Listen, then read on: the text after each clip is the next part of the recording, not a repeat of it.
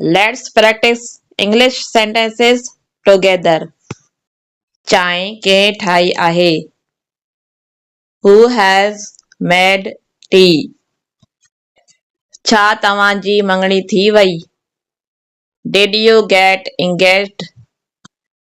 हू छा करे रहियो आहे? What is he doing? ऐं फीमेल जे लाइ हीअं चवंदासीं हूअ छा करे रही आहे? What is she doing? छा तव्हां ही रांदि खेॾी सघो था? Can you play this game? मां अकेलो रहंदो आहियां ऐं फीमेल हीअं चवंदी मां अकेली रहंदी आहियां I live alone. छा मूंखे वञणो पवंदो? Will I have to go?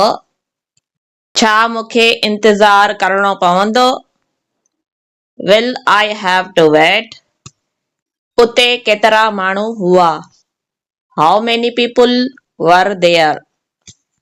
हूअ थुल्ही थी वई आहे She has got fat. पाणी गरम थी वियो आहे Water has got hot. उंदहि थी वई आहे It has got dark. चांहि थधी थी वई आहे Tea has got cold. रस्तो वीरान हो The road was deserted. छा तव्हां खीर गरम कयो? Did you heat up the milk? माण्हू छा चवंदा?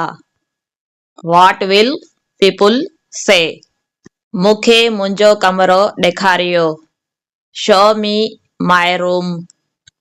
तूं मुंहिंजी परेशानी जो सबबु आहीं You are the reason for my worry.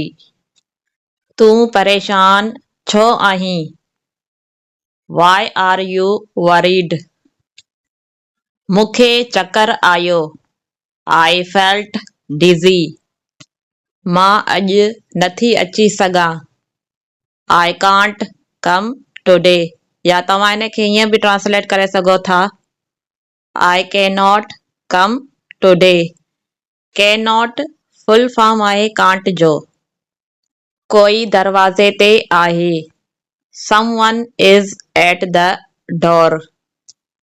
तव्हां फिकी चांहि ठाही आहे You have made insipid tea. ॿूटा तेज़ी सां वधी रहिया आहिनि The plants are growing fast. कंहिंखे उते हुजणु घुर्जे Someone should be there.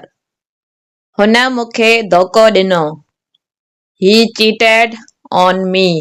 अगरि फीमेल जी ॻाल्हि हले थी त she प्रोनाउन इस्तेमालु कंदासीं याने हीअं ट्रांसलेट कंदासीं She cheated on me. मूंखे खाधो पचाइणु ॾुखियो लॻंदो आहे I find it difficult to cook food. तव्हां कहिड़े वक़्तु जाॻींदा आहियो What time do you wake up? कमरे में रोशनी न आहे There is no light in the room. तव्हांजो इरादो छा आहे What is your intention? बर्फ़बारी थी रही आहे It is snowing. नल ख़राब आहे The tap is out of order. ॾींहं खां पोइ राति ईंदी आहे Day is followed by night. हूअ निंड में ॻाल्हाईंदी आहे She talks in her sleep. ऐं मेल जे लाइ हीअं चवंदासीं हू निंड में ॻाल्हाईंदो आहे He talks in his sleep. मां फुकिणो फुके रहियो आहियां ऐं फीमेल हीअं चवंदी मां फुकिणो फुके रही आहियां I am inflating the balloon. बत्ती बंदि कर Turn off the light. Ice cream ॻरी वेंदी Ice cream will melt. तव्हां ॿाहिरि वञण वारा आहियो या न? Are you going to go outside or not? कामयाबी महिनत घुरंदी आहे. Success demands hard work. जेको बि थिए थो उहो बहितर लाइ थिए थो.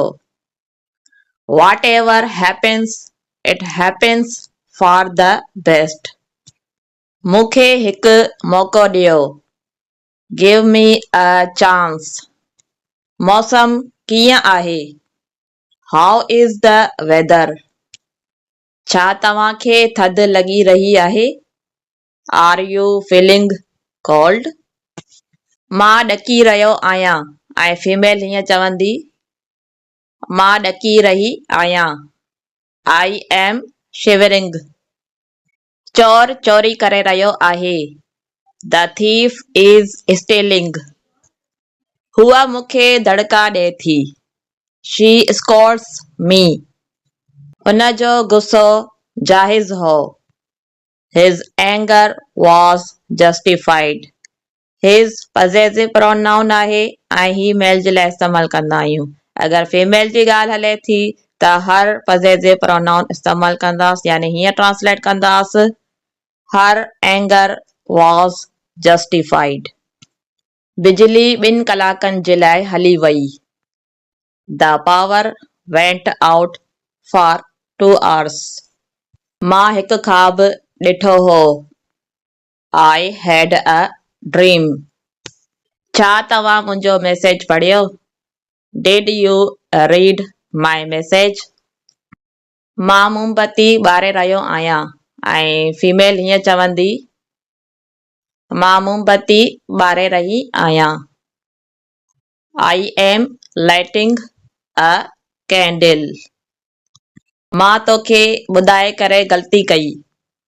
I made a mistake by telling you. मां खाई न सघियसि.